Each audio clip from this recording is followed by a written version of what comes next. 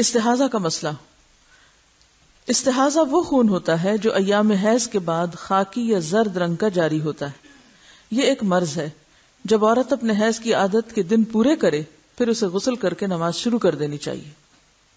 تو اس میں اصل حکم یا اصل بات کیا ہے؟ عادت.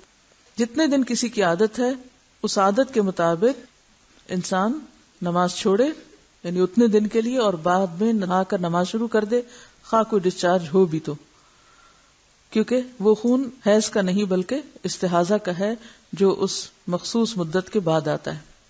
حضرت عائشہ سے روایت ہے کہ فاطمہ بنت ابی حبیش رضی اللہ عنہا رسول اللہ صلی اللہ علیہ وسلم کی خدمت میں حاضر ہوئیں اور عرض کیا، اے اللہ کے رسول، مجھے خون استحاضہ آتا ہے اور میں بوجہ خون استحاضہ پاک نہیں ہوتی، کیا میں نماز چھوڑ دوں؟ آپ نے فرمایا، نہیں، خون استحاضہ ایک اندرونی رگ سے بہتا ہے اور یہ خون حیض نہیں. بس جب تجھے حیض کا خون آئے تو نماز چھوڑ دے، اور جس وقت خون حیض بند ہو جائے اور استحاضہ شروع ہو تو اپنے استحاضہ کے خون کو دھو لو اور نماز پڑھو. تو حاصل کلام یہ ہے کہ مستحاضہ پاک عورت کی طرح ہے، ایام حیض کے بعد غسل کر کے نماز شروع کر دے.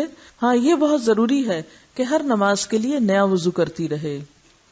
رسول اللہ صلی اللہ علیہ وسلم نے حضرت فاطمہ سے یہ بھی فرمایا، ہر نماز کے لیے وضو کر لیا کرو. یعنی ہر نماز کے لیے نہانے کی ضرورت نہیں، صرف وضو کافی ہے. خواہ پہلے سے وضو ہو بھی، چونکہ ڈسچارج ہوتا رہتا ہے اس لیے وضو باقی نہیں رہتا، دوبارہ وضو کر لیا جائے. خون حیض بلوغت کی علامت ہے. اگر یہ عادت کے مطابق آئے تو یہ صحت کی علامت ہے. اس کے برعکس استحاضہ بیماری کی علامت ہے.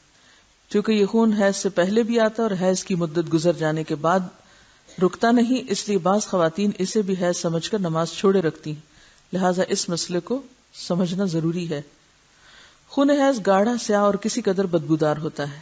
جب اس کی مدت ختم ہوتی ہے تو خاکی یا زرد رنگ کی رطوبت خارج ہوتی ہے، مگر وہ حیض نہیں ہوتی. جبکہ خون استحاضہ پتلا اور زرد رنگ کا ہوتا ہے.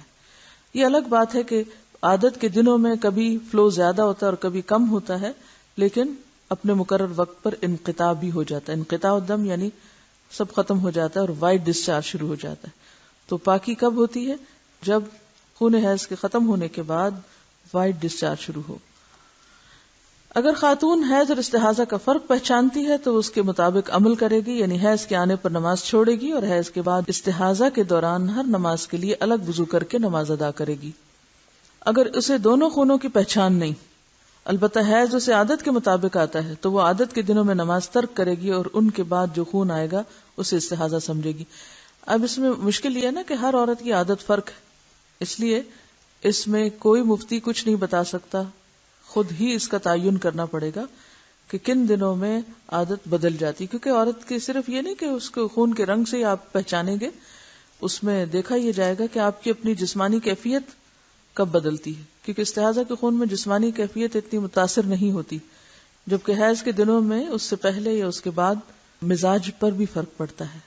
تو مزاج کی تبدیلی سے اور خون کے رنگ کی تبدیلی سے یا اس کیفیت سے یا اس کے زیادہ یا کم ہونے سے بھی حیض اور استحاضہ کو آپس میں الگ الگ سمجھا جا سکتا ہے.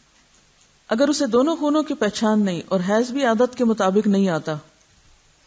اب ایک اور مسئلہ تیسرا، نہ حیض کی پہچان ہے اور نہ ہی عادت کا پتہ چلتا ہے، یعنی دن کے مقرر ہونے کی سمجھ ہی نہیں آتی، تو وہ اپنی قریبی رشتہ دار خاتون جو مزاج اور عمر میں اس جیسی ہو، مثلا بہن وغیرہ، اس کی عادت کے مطابق عمل کرے گی حتیٰ کہ اسے پہچان ہو جائے اور اس کی اپنی عادت بن جائے.